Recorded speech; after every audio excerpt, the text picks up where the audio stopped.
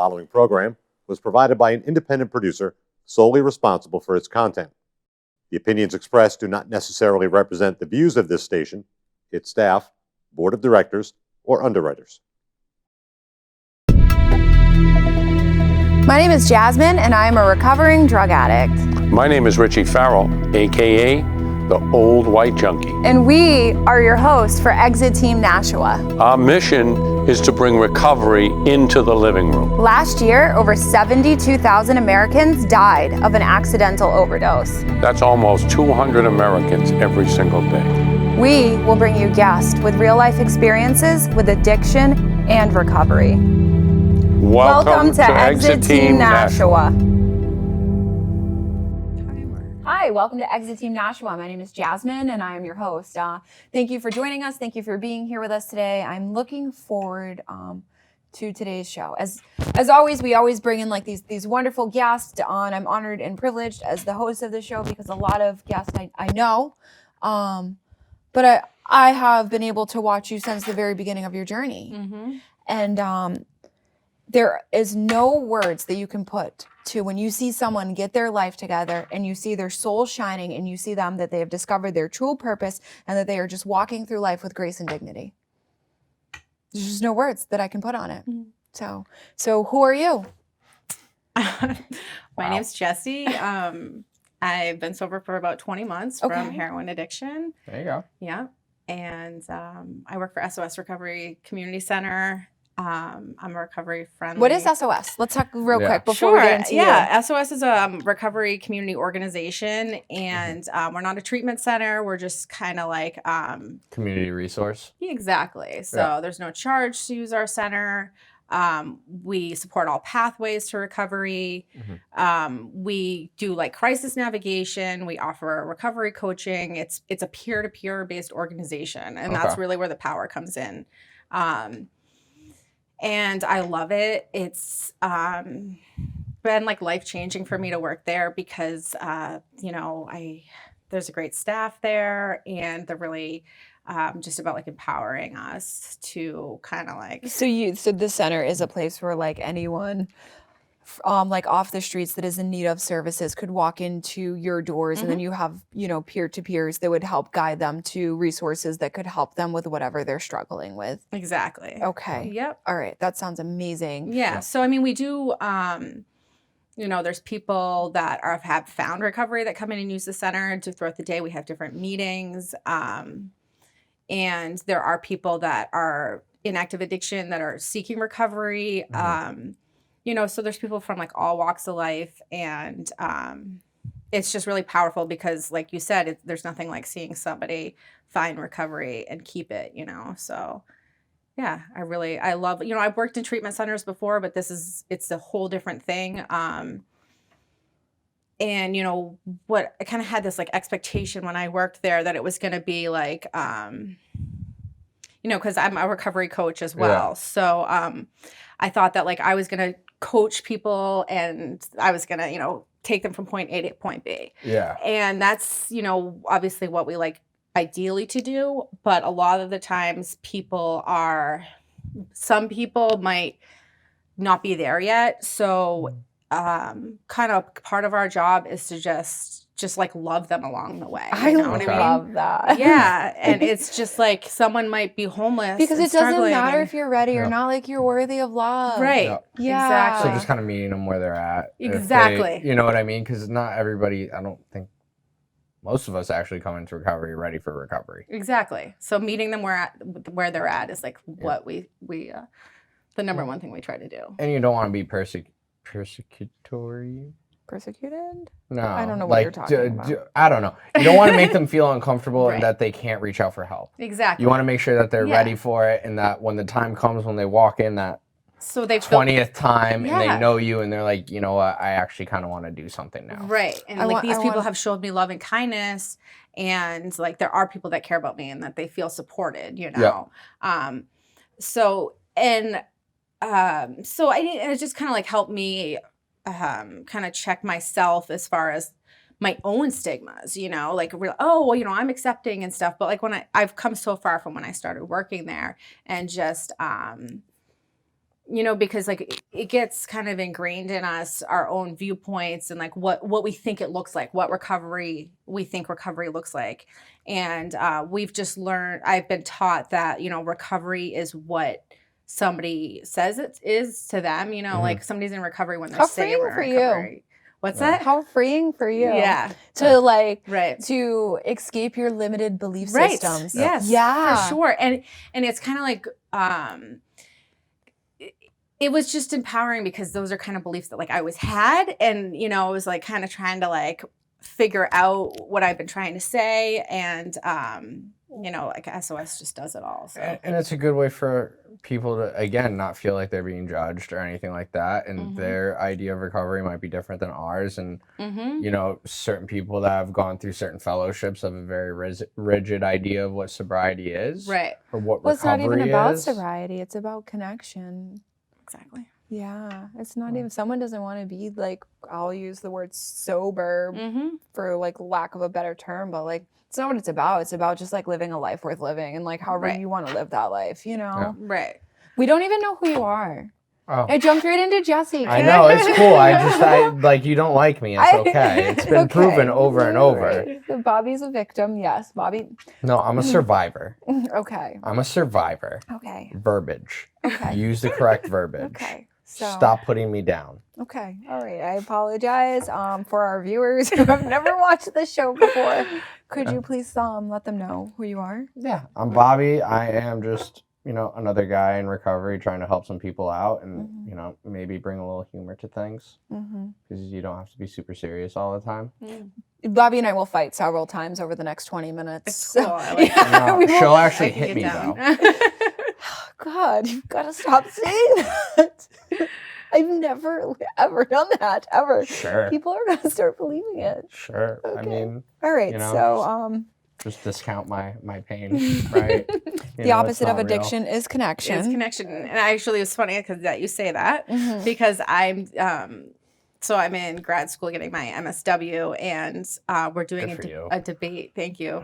A debate on Saturday for my social policy class, and it's on the decriminalization of drugs, like like they've done in Portugal. I'm so for it. Oh my God, me I'm too. so for it. So the slides that I have people to present, are so close-minded, and sorry, it's way off topic because I'm doing a blog about Narcan right now. Yeah, because you see so much negative controversy around like Narcan, and I'm for safe injection sites, by the way. Yeah, me too. I'm for them, by the way. Definitely. And I love harm reduction, you know, definitely. Let's save lives. Do you want to know the best way to win a debate? What?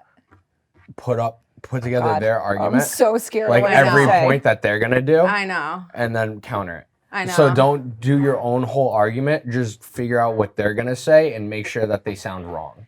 Yeah, I know. It's literally the best way to win a It's debate. like the end of the semester, and I'm just kind of like... People are so passionate about like just being against because they're so close-minded. It's not a traditional debate. It's a team debate. We get 20 minutes to present, then they get 20 minutes to present, and then we break for 10 minutes, and then we both come back with closing How many people are on each? 5. This is so exciting. I want to be on your team. So there's 5 people on my team, and I got to kind of like, I didn't get to pick, but like he was like, you guys can discuss what topic you want, you know, and I'm like, decriminalization of drugs. Yeah. And I'm very passionate and an extrovert. So, you know. No way. Yeah, really. No way. So I kind of just like convinced everyone that like that's what we should do. And then we had to decide who was going to be for it and who was going to be against it. And of course I won the coin toss. So I get to argue for it. And my boss, John Burns, or he's the director of SOS, he went to Portugal this past year for the harm reduction conference. And so he knows all about how they've done this. Yeah, and the policies, yeah, the exactly. Effects, So like I sat down with him and kind of like got his take on it, which I've heard before, you know, but kind of just like to help me a little bit. What really opened my mind to safe injection sites and legalization, and really like that's when like I started like doing research and like exploring, was the book Chasing the Scream. I've never read it. Oh, you should.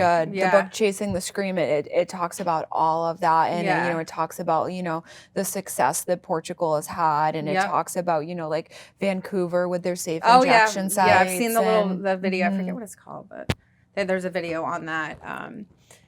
Yeah. But yeah, I mean, I want to. It's a great There's read. a lot of books I want to read right now. But like, My library is like, it's just like stacking up more oh and yeah, more and more. I and like want can't to catch read up. like Dreamland and My Fair Yes. Junkie by Amy Dresner. That one's supposed to be really good. Mhm. But you know, I'm The world trying to, needs like, more people like you. Just showing yeah. off that you guys can read. It's cool. Bobby, I'll that read we to know you. stuff. Yeah, What? I think we think you know stuff too. So.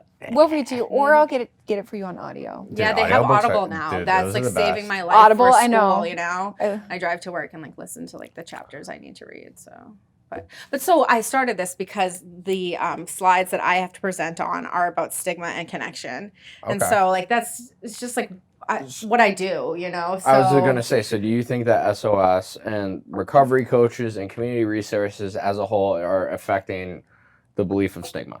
Oh yeah, well, like so of the opinion. it gets better because Okay. I'm the recovery friendly workplace coordinator. Ooh, So I go into tell me more. I go into businesses and I get to like sell them recovery and I get to talk about how And all you really have to do is speak from the heart. yeah, and I'm like, You so literally do you just need guys to be do you you. guys know anyone that's affected by the opiate crisis or like know anyone that's struggled ever with addiction or anything? And of course everyone does, and everyone wants to help, right? But people don't know how, and it's like, so if you want your business, you can just make yourself a recovery friendly workplace, and that can mean whatever you want it to mean. So like part of it is like we're trying to start like a movement, and you know, just getting that sticker on your door that says recovery friendly workplace. I was going to say, so what does it actually entail? What is So it? What does it mean to be a recovery friendly There's a workplace? question too. Okay.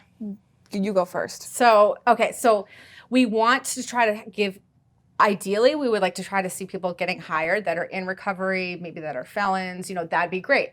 However, it takes a while to get places there. So if they want to just try to empower their staff and to like get people in their places of business talking about this. So because a lot of times people maybe that they have a brother or son, you know, affected, and they feel really isolated and alone talking about it. So just like saying, hey, we're a recovery friendly workplace might break the like ice on that conversation, and someone might say, oh my God, I'm struggling, and then they Okay. feel supported at work. Okay. And then it changes the game, you know, or, you know, you're trying to get your kid into treatment and you don't want anyone to hear that your kid's a heroin addict, right? Because there's so much stigma around it. So if people knew that they weren't struggling alone, they could say, can I take an extra half hour at my lunch break? My kid's trying to save my kid's life here, you know? And your boss is, of course you can. But if there wasn't that recovery friendly workplace, they might not have known that. So like we did a training yesterday at Chameleon Group in Portsmouth. Well, that's and great. Yeah, and Yeah. it was amazing, the power in those trainings, because I mean, we got a little bit like heavy into like trauma informed, you know, care and stuff like that. Because So they kind of like helped start this, right? yeah, the Chameleon Group's been Yeah. huge, and they hire a lot of people in recovery. Yeah. But so the connection and it's just like the breaking of the stigma is Okay. just like going into the workplaces, and like we've brought so Johnny Boston's in Newmarket, New Hampshire. My friend John Kuiper, he owns that place, and I went in there to talk to him about it, and he was, you know, Newmarket was hit kind of hard a couple of years back, and so he gave me the names of people, all a bunch of businesses, a bunch of restaurants in Newmarket, and like the whole strip in Newmarket has joined on. Yeah. Stop. Yeah, and they're like, there's just power. So That's I'm trying to get the police amazing. department in Newmarket to become recovery friendly. You calling them Okay. out right here on TV. Oh yeah, so. yep. So Wow. yeah, Power move. Chief True, he is supposed to be really progressive, and Yeah. so anyway, we're working with lots of businesses that are interested in trying to help, and it's just about like empowering people, empowering you know, their staff to try to be well. Yeah. You know, so And whatever that looks like for whatever them. that looks Yep. like. So I mean, whether they want to change their policies to have like a return to work agreement. Say somebody has, we try not to use relapse. We try to say reoccurrence. Yep. And they want to go to treatment. So you can create a policy for what that looks like, or someone comes in impaired or is showing up late, or, you know, you Yeah. also just like arming these people with how to have these conversations. So if someone Okay. comes in late or they're acting different, instead of just firing them, you as a manager can sit down with them and say like, something's going up, on? you Yeah, know, like, what's like going we on? like, and an employee is an investment of a business. So like there's been billions of dollars every year lost in New Hampshire due to this and due to like the lost productivity, their turnover, absenteeism. So if they want to retain that employee and help obviously empower that employee to get well, having that conversation where they feel supported can like be a game changer, you know, or they can just fire them. And then they've lost an investment as their employee and then they have to hire somebody else. And then that person has to get feels trained shame. Well, and the person that got things, fired, yeah. the person that got fired feels shamed and isolated Not and alone. good enough. And like that's what had happened to me. I worked for my father owned a car dealership, Hurlbert Toyota. He actually just sold it after like owning it for like 20 years. But I worked there when I got out of business school. And I'll just tell you guys this real quick because it's why I'm so passionate about it. I worked there for about 10 years. I had gone to UNH Business School and I was a manager. And, you know, they had a lot invested in me. Like I was kind of being like prepped to maybe one day take over, you know, and I love my job and I was really good at it.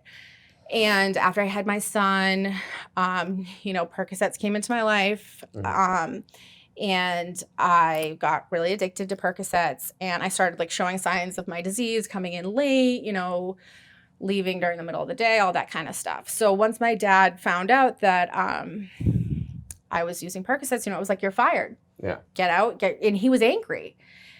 I had like made him look bad. And, you know, he didn't know how to, he responded out of fear. But he thought that's what he had to do was fire me, right? He didn't know that like my life was in danger, right? That because, you know, and not that I'm blaming the situation on him at all, but like within a month I ended up, you know, shooting heroin. And I, at that point, hadn't done that. And I'm not saying it's because of that. However, there was a lot of trauma and like shame around losing my like life pretty much because I like that was my job was everything to me. So I'm not saying firing me was the wrong thing to do, but had he known and had this information on the fact that like this isn't a moral failing, this is actually a brain disorder and she needs love and support, things could have gone a lot differently for me. And like where we're at now, 6 years later, you know, my dad's okay with me telling this story because it's the truth and we want to help other people. So like I tell this story when I go into businesses because I'm not saying firing me was the wrong thing to do, but had he known that like I needed some support and kindness and love, he would have given that to me. He just didn't know that. He did what he thought was right. He thought he was helping me, you know? And we only know what we know. Exactly. We didn't know what we didn't know. And so that's why I'm really, really passionate about it because it's definitely an area where we can like change the game. So, yeah. You want to read the question? Sure. The question is, Phoebe asks, great name, Phoebe, whoever you are. That's a great name. Reminds me of friends. Jessie, how do you efficiently manage to balance work, school, and your own personal recovery / life outside of it? Girl, please let me know. Seriously. I can tell you better once I figure that one out. So I'm in school full time and I work full time. I have my son 50% of the time. I am involved in, do I have to say a 12-step program? I can't call out which one. Right. Okay, a 12-step program. And I do lots of, I'm like really passionate about hot yoga and hot Pilates. So that's really essential for my recovery. I heard hot Pilates is terrible. Dude, Pilates is draining. Yeah, I heard it's a workout. Like, amazing. You know what? It's like you feel like you're going to die. Yeah. And you're, it's like you're cleansing all that energy. But then you don't die. And then you're like, I'm a badass. You know what? I love close to near-death experiences. Yes! I need to do that. it. Sounds like the addict in you coming out. A little bit. But like, you know, I just like to ride that fine line of like probably going to die. But all you can think about is not dying in that moment. So it's really an escape from my you're escape here, from up here. You're right? here in the present moment. You're here in reality. Yeah. In the now. Try not to die. Yeah. Right. In the now, anything that can bring you to the present moment. Yeah. So I feel like right now my son's suffering a little bit, and because I'm missing his soccer game, I have school on Saturdays. So I had to kind of cut some things back. I'm not doing as much yoga. or hot Pilates. So it's like maybe once, maybe twice a week. In my meetings, I hate to say it, because anything we put before our recovery we'll lose, but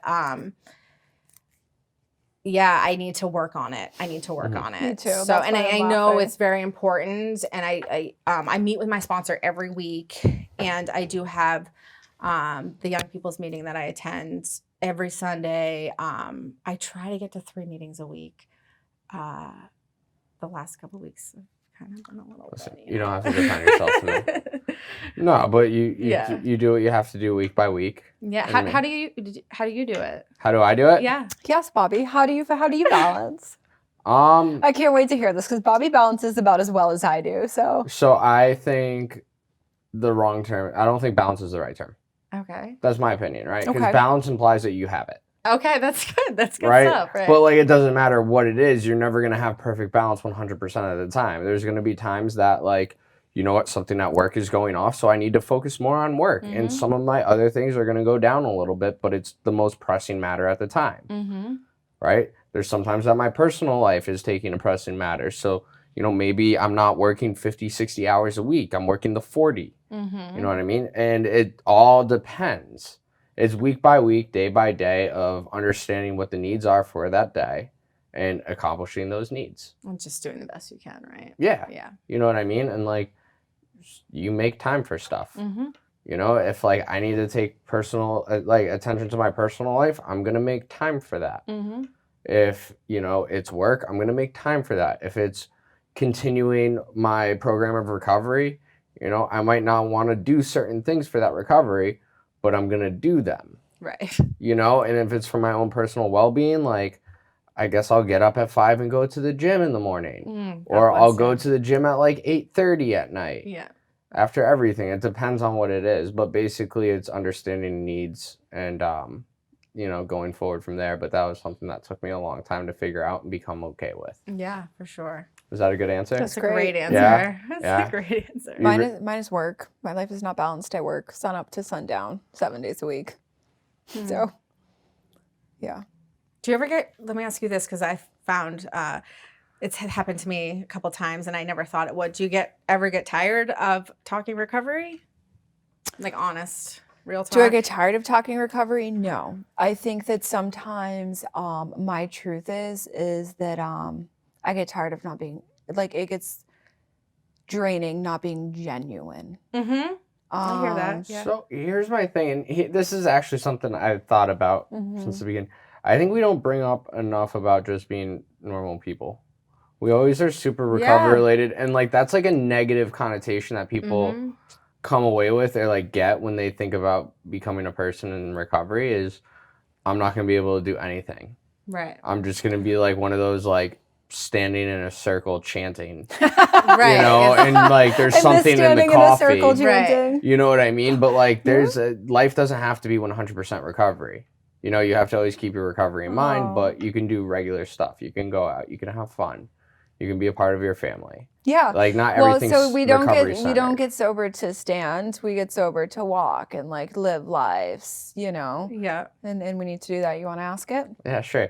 Chauncey asks if someone listen. Chauncey it's a strong name. It's a powerful name. I grew up with it, Chauncey. That's probably who it is. If someone asked elementary school Jessie what she wanted to do when she grew up, I love this question. what would the answer have been? So I'm gonna be real on this one. Is I didn't know, Okay. and that was something I struggled with for a long time. I can tell you mine because I remember it. Sure. What was it? Luca Brasi. Who's that? You've never seen The Godfather? Oh my God. I literally told my kindergarten teacher when I grew up I wanted to be Luca Brasi. Really? Yeah, should have been an early red flag. Early red flag. Like, oh. Did you like call your parents? Yeah, 100%. My mom will tell you. That's a good story. Yeah, I grew up, I told them I wanted to be Luca Brasi. Yeah. That's good stuff. Yeah. Right? Like, Yeah. early warning sign, that. I'm a Jets fan. Another early warning sign. Yeah. Oh yeah. I like pain, you know? Mm-hmm. Yeah, I mean, for me, I know that I was too busy trying to make people like me and feel like I I wanted to be like accepted and fit in, and I thought the way to do that was to like blend in the crowd and like follow the like popular crowd, you know, and I did it, and I fit in, and I mean I had fun in high school and college. I did, or I thought I did. I mean, I don't know, but I like traded my like authenticity for approval pretty much. And so it caused you pain. It caused me a lot of pain. It served you in the time. moment, but it didn't serve you. And that's one thing I will say about my my addiction and recovery has led me to the path that I needed to find. You know, so I try to say like it's hard sometimes to be grateful for that, those really hard times, you know, and the pain that you've caused. But I don't think that I would have the amazing life that I, you know, that I do. It makes you who you are. Yeah. Right? Like, so like everything that I went through, all the good times, bad times, whatever, made me who I am today. Right? Yeah. And like today I like myself. Right. Exactly. So like, I'm okay with it. You know, was it pleasant in the moment? Right. Sometimes no. You know what I mean? And I don't think anybody wants to go through pain, but pain causes change. Right? Because if nothing bad happened, I would still be grow, right? Yeah, I'd still be living in my parents' house, fucking doing nothing with my life. Right. Okay. So well, I'm being honest. That's me. I'm not pointing fingers at people. Yeah. Like you're taking personal offense to that. No, it's okay. You just dropped the F-bombs. I'm trying to change the subject. But yeah, I have passion today. And I never had passion before, ever in my life. And so I have something to be passionate about. And it's not just recovery. It's about like trying to help people find hope, you know, and like transmitting hope to a hopeless person is something that you have to be born with. It's not something that you can be taught, you know. No. So we're here's at a time. question. Yeah. Did you find love in a hopeless place? No. You said hopeless. Hope, you did. love. You found love for yourself. Oh, okay. It made this song connection in my head. Oh, okay. My brain's about 90% useless song lyrics. 90? 95. I would say useless. I didn't catch the 5% reference. Song But, lyrics. you know. I said useless. You said useless song lyrics. I'm just letting you know it's useless 5% song lyrics. So anyways, we're out of time. So we did good this show. Jessie's contact information is on the screen for anyone that's looking for any kind of resources. Please reach out to Jessie. There's her email address. You can also go down to see her at SOS Recovery. And there's a new center in Hampton. Is that the one you work at? I work in both Dover and Hampton. There's one in Rochester too, though. So you can find her in Dover or Hampton. This was a great show. Jessie, thank you for coming on. Thanks for having me. Yes. It was great having you. Okay. Thanks. Even though she hits me and she told me if I didn't say that, she'd hit me more. So anyway, Bobby's information will be up on the screen very shortly. If you're struggling or you know you need to reach out to a man for anything, Bobby's your go-to. He'll answer his phone literally any time of day. His ringtone is It's an alarm and the light flashes. It doesn't give you anxiety? What? Nah, it's just okay. You're used to it now. Yeah. Okay. Thank you guys for watching. It was a great show, and thank you for sharing time with us. And as always, we love you.